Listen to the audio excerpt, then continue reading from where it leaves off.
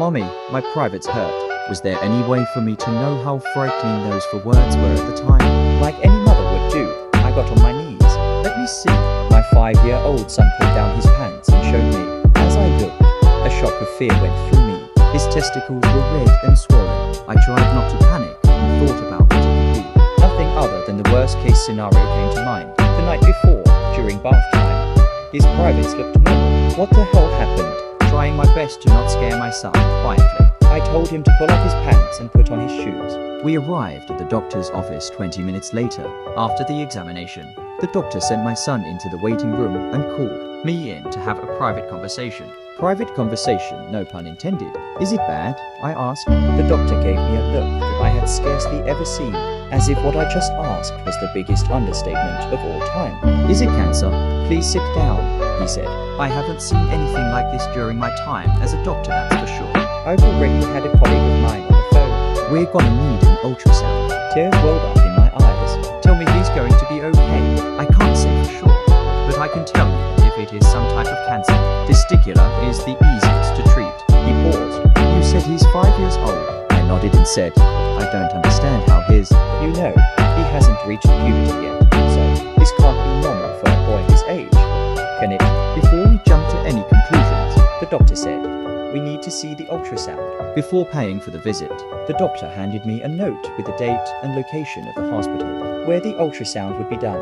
He also advised that I set an ice pack over my son's groin every 2 hours in case the irritation got worse. First thing the next morning, I drove to the address on the note and met with a man named Dr. Jasper Harris. "Hello," he said to me, and then he looked down at my son. He kneeled to his level. "Hello, what's your name?" My son answered. The small talk was making me nervous. All I wanted was to get the procedure done and over with. The faster this would get done, the faster my baby would get back to normal. Dr. Harris led us both into a room and gave my son a hospital gown. I sat in the waiting room with a book while my son was scanning. Though I was looking at the pages, I wasn't reading. My mind was elsewhere.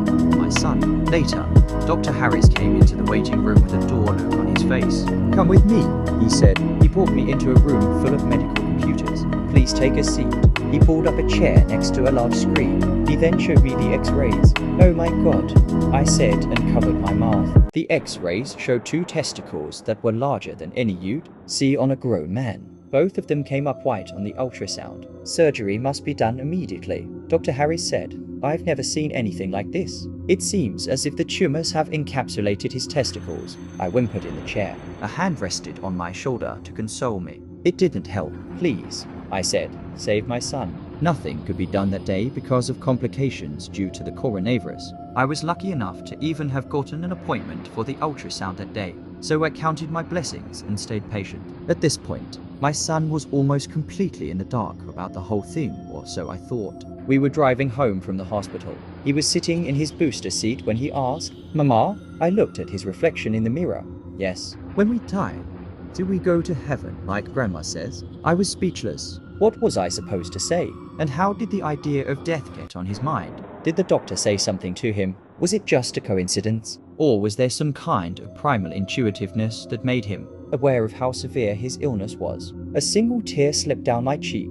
"I don't know, baby." He lay there on the operating table, unconscious. The surgeon and his helpers were shuffling about, preparing for the incision of the cancerous bulbs hanging between my son's legs. Before my son was put under, he cried and made it clear that he wanted me in the room while the surgery was performed. "I want you with me," he'd said. To me, it sounded as if he hadn't finished the sentence, as if he was trying to say, "I want you with me in case I die." I stood in the corner of the cold operation room wearing a medical apron, rubber gloves, face mask, and a pair of goggles. I was looking at my feet, waiting for the inevitable. Would he be a freak to his peers, an outcast to society? Would he ever find someone to love him, not as a mother, but as a lover? These strange, unwanted thoughts floated in my mind, like a rocket on a predetermined trajectory through the star systems of the cosmos. They told me not to watch if I didn't want to. I wasn't. But once I heard the scalpel cut through flesh, there was this sound, a wriggling sound, a sloppy, greasy, writhing sound. The bodies of the medical professionals surrounded my son, so I was unable to see him. I stood on my toes, but I still wasn't tall enough to see. "Oh my God," a nurse said. "What the?" the surgeon said through his covered face. With slapping sounds came Something was dropping on the room's floor. Blood. The doctor and nurses stood back. One nurse leaped and dropped a stainless steel tool she had been holding. She ran out of the room, the doors swinging behind her. The sound of wet drips still came. I looked at the surgeon's feet. Something was wiggling on the floor. Snakes? No, too small for that. Centipede? No, they didn't have legs. As the surgeon and the remaining nurse moved away from the table, I was able to see everything. Everything. Cracked open like eggs. Honey, breakfast is ready. Coming MOM. Mommy? Yes. My private's hurt. Parasite. Wet goo and slime from a world far beyond the comprehension of the human imagination. Spewed out from between my baby's legs. But no, let's not be too melodramatic. I'll just say it clearly and simply. My son's testicles had a nest of fucking worms inside of them. They writhed and squirmed and moved and slopped over the table, down to the floor, and over the shoes of the surgeon and nurse. And guess what? Next thing I remember was blackness. I fainted and cracked my head on the tile floor. I was removed from the room and woke up in a chair located in the large waiting area. I remember squinting because the chair I was sitting in faced the windows where the sunset was. Where was I? Right, the hospital. 3rd floor. A nurse with scrubs that were a size 2. Small for her came over with a cup of water. How did they allow nurses to wear that? Her boobs were practically hanging. Ma'am, I blinked. And then my eyes focused on the nurse's face. Why yes, I said, please drink this. My son.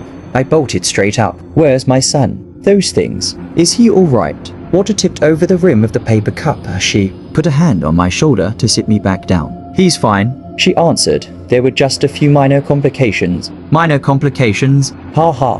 Very funny. Wiggle wiggle whir. He lost some blood, but the procedure is over. You can see him in a few hours. I talked to the surgeon about what happened at the operation table. The only answer I got regarding what was inside of my son was, we're not completely sure what they are or what species of parasitic organisms they belong to. We've run some tests to see if he still had any left inside, but we're not sure if he's clean. We'll have to put him on mependazole. It's the best we can do for now. And that was it. The men in the black suits showed up to interview me. My son, the surgeon, and both nurses. Who were they? The fuck would I know? It's been 2 months since the operation. My son had to stay in a rehabilitation center for about a month and a half, which wasn't fun for either of us. I'm now on anxiety medication. It started the day after I took my son home for the first time in a while. I just lay awake at night worrying about him. Frequently, like every 5 minutes, I would get out of bed and go into his room to check on him. I wouldn't get any sleep and I had to spend time away from work. Things have been hard lately because of it. Child support is next to nothing. No thanks to my ex-husband. At least it seems like the medication is working. So now I'm able to sleep. They sent my son home with a clean bill of health, minus 2 testicles. Or so they thought. I am sitting in a waiting room once again. Yesterday, while eating a bowl of cereal and watching the idiot box, my son stepped out of his bedroom and shuffled into the kitchen. He said 4 words. Mommy, my eyes hurt. Don't Google yourself. Why? Because you may not like what you find. One day, I was bored and decided to search for my own name on Google. I have quite a rare name, so I didn't expect to find many results. Imagine how surprised I was when I came across a website that had my full name in the domain. www.myname_.co. When I clicked the link, it brought me to a message board. I looked at the profile of the website owner and found out that the person was the same age as me and had the same hobbies and interests. There weren't any posts on the message board, but I was intrigued, so I saved it in my favorites. It was about a month later when I went back to the website. This time, it had more content. There were some diary entries, mostly random things like the weather was nice today, I'm so bored at work, things of that nature. However, as time went on, I began to notice more and more coincidences. The person lived in the same city as I did. It struck me as rather strange that 2 people with the exact same rare name would be living in the same city at the same time. At one point, I noticed that the contents of the diary were quite similar to my own life. One day, I went to a baseball game, and when I checked the website that evening, I found that the owner of the site had gone to the same ball game. At first, I didn't think much of it. After all, tens of thousands of people in the city supported the same baseball team. It began to seem like much more than a simple coincidence. Whenever I checked the website, I would notice little biographical details that seemed too close for comfort. For example, The owner mentioned their pet dog, and the dog's name was the same as the dog I had when I was a child. The website owner posted a picture of their car. It was the same model of car I had been driving when I was in college. They talked about eating at a certain restaurant. It was the same restaurant I had gone to all the time when I was working at my previous job. One day, when I looked at the message board, people had written messages to the owner saying, "Happy birthday." That day, it was my birthday as well. I decided to write on the message board for the first time, just out of curiosity. I was going to wish the owner a happy birthday and tell them we had the same name. However, when I tried to write something, I realized that there was nowhere to type your message. It wasn't a message board at all, just a static page. That's odd, I thought to myself. In other words, whoever owned the website had gone to a lot of trouble to make it seem as if it was an interactive site, as if there were other people posting on it, when in actual fact, all the content must have been created by the owner. Why on earth would someone do that? I wondered. I decided to send an email to the owner. It read, "Hi there. Believe it or not, we both share the same name. Nice to meet you." It was just a friendly email. The next day, when I tried to look at the website, I discovered that it was gone. It seemed like it had been deleted. Then I opened my mailbox. There was one reply. When I looked at it, a chill ran down my spine. It just read, "Found you." This happened when I was a kid, and I double-checked the story with my family. This took place in the mid-80s.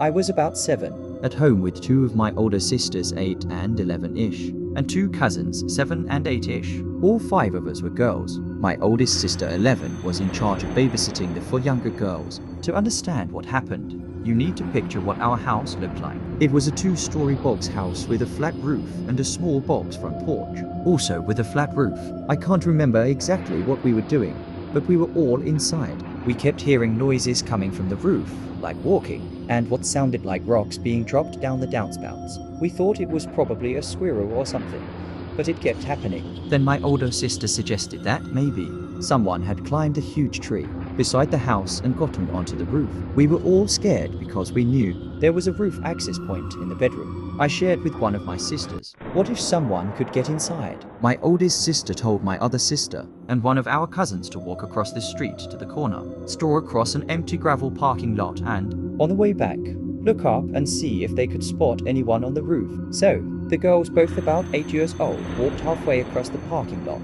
Being curious kids, they turned around, looked up, and saw a guy in one of those totally 80 seconds crop top football jerseys. Think Johnny Depp in A Nightmare on Elm Street. He was crouched down on the roof. The girls came running home, freaking out, and told my older sister about the guy. My older sister, now panicking, first went to the neighbor's house to use their deck to see if she could spot anyone on our roof, but she couldn't see anything. She came back home and then called the police. It felt like it took them ages to show up. When the police finally arrived, I don't think they believed a word we said. They thought a bunch of little kids were making up a story for attention.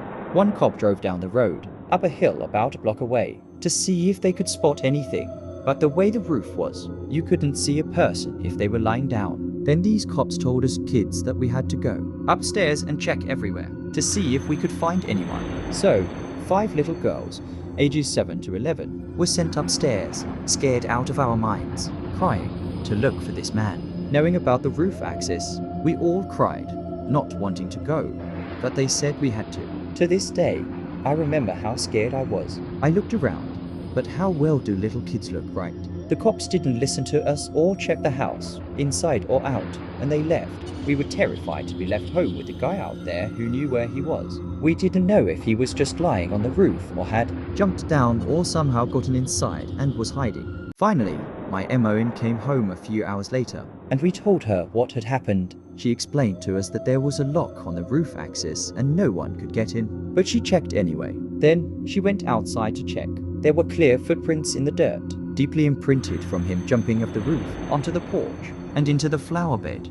Oh, my MOM was absolutely furious when she realized we had told the truth and weren't believed by the police. The next day, we went to the police station and we were all separated and interviewed. We all told the same story. My MOM went up one side of the cops and down the other. We never found out who the guy was or why he was there. Did he know it was a house with 5 little girls home alone?